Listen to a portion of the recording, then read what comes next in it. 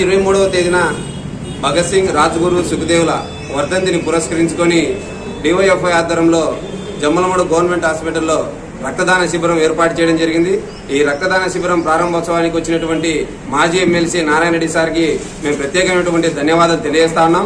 ఎందుకంటే బ్లడ్ ఇప్పుడు ఉన్నటువంటి రక్త కొరత సందర్భంలో దేశంలో ఎక్కడో ఒక చోట ఈరోజు రక్తం అందాక ఈరోజు ప్రాణాలు పోగొట్టుకునే పరిస్థితి చాలా వరకు సందర్భాల్లో చూస్తా ఉన్నాం. కాబట్టి అటువంటి వాళ్లకు ప్రాణాపాయ స్థితిలో ఉన్నట్టు వాళ్లకు మీ ఇటువంటి బ్లడ్ క్యాంపులు నిర్వహించడం వల్ల సరైన సమయంలో రక్తం అందడం వల్ల వాళ్ళందరికీ చాలా వరకు ప్రాణదాతలుగా నిలిచే అవకాశం ఉంటుందని చెప్పేసి రక్తదాన శిబిరం ఏర్పాటు జరిగింది. ఎందుకంటే స్వాతంత్ర పోరాటంలో ఏదైతే ఈ దేశ స్వాతంత్రం కోసం బ్రిటిష్ వాళ్ళ చేత వీరోచిత పోరాటం చేసి అమరులైనటువంటి భగత్ సింగ్, రాజ్గురు, సుఖ్దేవ్ లాంటి త్యాగాల వీరుల స్ఫూర్తితో ఇటువంటి కార్యక్రమం నిర్వహించదలుచుకున్నాం. కాబట్టి ఈ కార్యక్రమంలో పాల్గొనే ప్రతి ఒక్కరికి మరొకసారి ధన్యవాదాలు తెలియజేస్తా ఉన్నాం.